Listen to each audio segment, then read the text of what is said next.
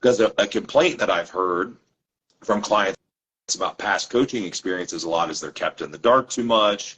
They don't really have explanation, so on and so forth. I'm not talking about like explaining the like the mode of action of something. I'm talking about explaining just the thought process to some degree. Yep. Right? So there's that.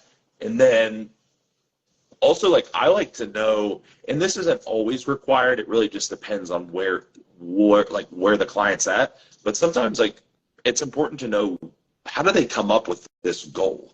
Like, why is this your goal? So, because sometimes the goals that they have maybe aren't the goals that they should have or that they need, right? Like, they could have the goal of, like you said, becoming an IFBB pro, or maybe their goal is to lose 50 pounds. Like, I don't know, it could be anything, but they've gotten these goals or come up with these goals from a place that is not really aligned with where they're currently at, right? Maybe it's they saw something online or a friend or it could be anything, right? It could be that, or it could be, it can come from a place of hurt too.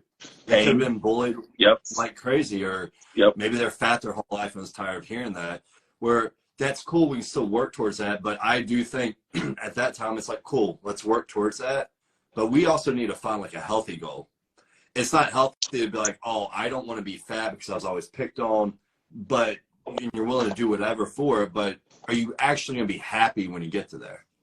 Because most likely you're still going to think, oh, I'm still small or I'm still fat, no matter how you are. So maybe we work towards that, and then maybe I say, hey, we need to work on this inner stuff, this inner mental work as well at the same time.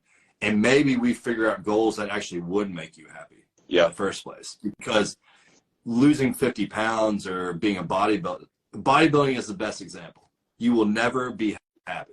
I don't care what anyone says, because you're always going to be like, oh, I can get 1% better. I can gain 1 more pound of muscle. I can gain 1 more quarter of an inch on my biceps or quads or whatever. You're never going to be happy. So I don't view that ever as a healthy goal, because you're always going to be trying to get better.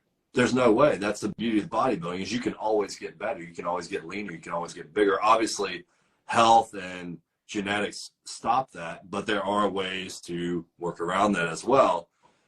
But I do agree with you. Maybe finding goals that would maybe make the person happy in the first place, or understand, cool, what is it that makes you tick?